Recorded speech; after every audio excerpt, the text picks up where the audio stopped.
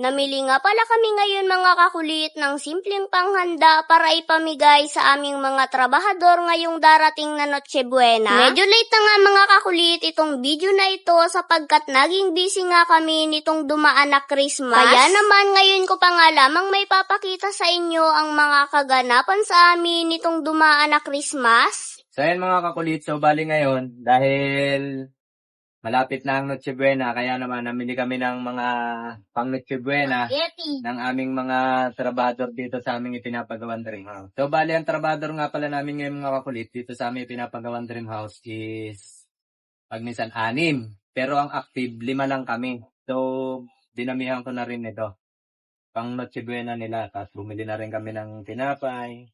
Tapos syempre may mga ibibigay din kami sa kanilang mga t-shirt. Ayan, o, diba?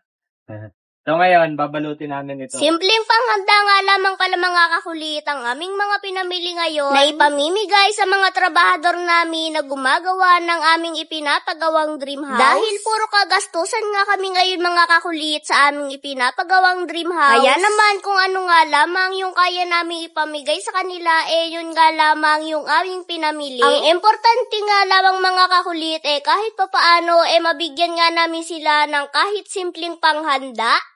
So ayan mga kulit, so bali ngayon ipapamigay na natin ito, papasko namin sa kanila. Jabel.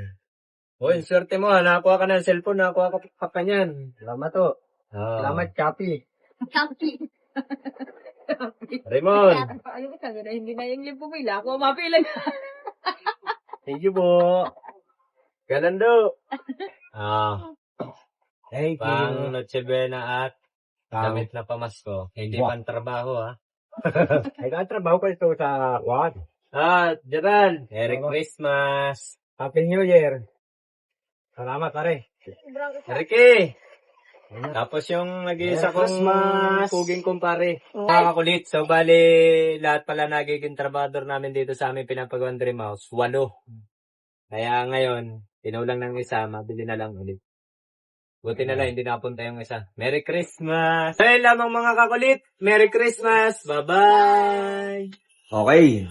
Ayan. Pre-tennis pinagad. O, diba? Ayan o. Diba? 150. So, bali ang bet ko nga pala dito is 100. Ayan.